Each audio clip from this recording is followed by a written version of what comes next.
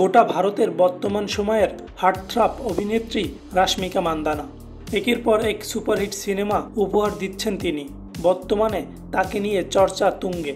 তবে ব্যক্তিগত জীবন নিয়ে ততটা খোলাসা না করলেও এবার বিয়ের পাত্র হিসেবে কেমন মানুষ পছন্দ তা নিয়ে কথা বলেছেন দক্ষিণী এই কুইন। সম্প্রতি এক সাক্ষাৎকারে বিয়ের জন্য কেমন পাত্র চান তা জানিয়েছেন রাশমিকা। আপাতত কাজ নিয়ে থাকতে চাইলেও এই বিষয়টি নিয়ে এবার মুখ খুললেন তিনি। রাশমিকা বলেন, আমার সঙ্গী যে হবে সে যেন আমায় খুব ভালোবাসে, যত্ন করে, একজন ভালো হৃদয়ের মানুষ হয়। আমি ওই রকমই, তাই আমার জীবনসঙ্গীকেও এমনই হতে হবে। আমার মনে হয় আমি যেরকম সঙ্গী ঠিক তার উল্টো হলে আমাদের সম্পর্ক বেশি দিন টিকবে না।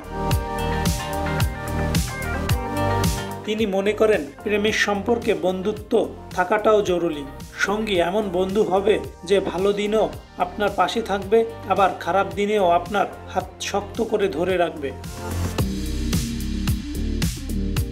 2018 সালে মুক্তি পাওয়া গীত গোবিন্দম সিনেমাতে বিজয় দেবরাকাণ্ডের বিপরীতে জুটি বেঁধে অভিনয় করেন রাশমিকা।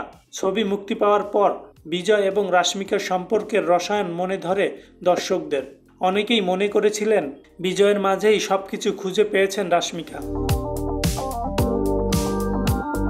2016 সালে বড় পর্দায় অভিষেক হয় রাশমিকা মান্দানার।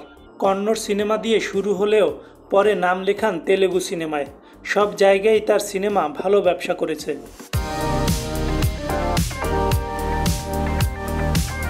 তবে পুষ্পা দ্য রাইজ যেই মুক্তি পেল, অভিনেত্রীকে নিয়ে উন্মাদনা অন্য মাত্রায় পৌঁছে গেল। তারপর বলিউড অ্যানিমাল সিনেমা, আর এখন উন্মাদনা ছড়াচ্ছে পুষ্পা 2 দ্য রুল সিনেমা দিয়ে।